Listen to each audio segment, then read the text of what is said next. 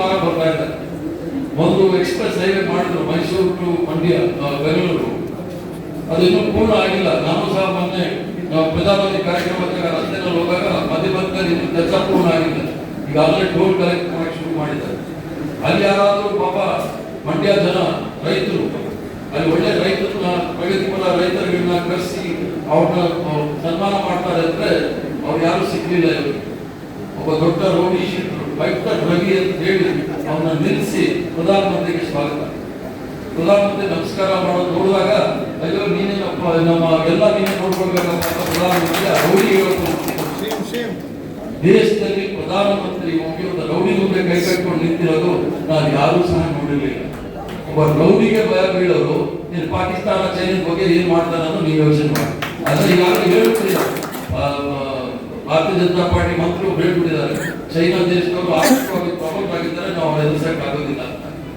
ಇವ್ರ ಹತ್ರ ನಾವು ದೇಶಭಕ್ತಿ ದೇಶ ಪ್ರೇಮ ಕಲಿಬೇಕಾಗಿದೆ.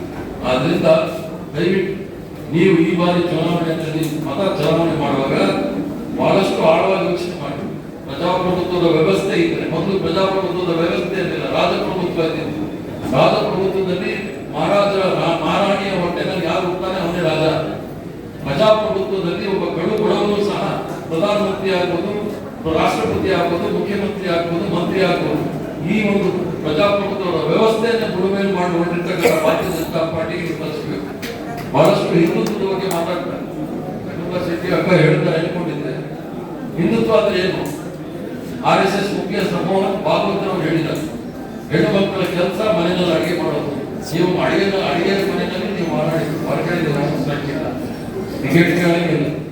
ಆದ್ರೆ ರಾಜೀವ್ ಗಾಂಧಿ ಅವರು ನಮ್ಮ ಅಕ್ಕ ತಂಗಿಯರು ತಾಯಂದಿರು ಸಹ ರಾಷ್ಟ್ರದ ಆಗು ಹೋಗುಗಳಲ್ಲಿ ಬೆಳವಣಿಗೆಗಳಲ್ಲಿ ಮುಖ್ಯ ದಾರಿನಲ್ಲಿ ಇರಬೇಕು ಅಂತ ಹೇಳಿ 73-74ನೇ ತಿದ್ದುಪಡಿ ತಂದು ಸುಮಾರು 15 ಲಕ್ಷ ಸಹೋದರಿ ತಾಯಂದರಿಗೆ ಅಕ್ಕಂದರಿಗೆ ಅವರಿಗೆ ಇವತ್ತು ಜಿಲ್ಲಾ ಪಂಚಾಯತ್, ತಾಲೂಕು ಪಂಚಾಯತ್, ಕಾರ್ಪೊರೇಷನ್ ಅಲ್ಲಿ ಟಿಕೆಟ್ ಕೊಡ್ತಕ್ಕಂಥ ಮಾಡಿರೋ ಪ್ರೀತಿ ಅದು ರಾಜೀವ್ ಗಾಂಧಿ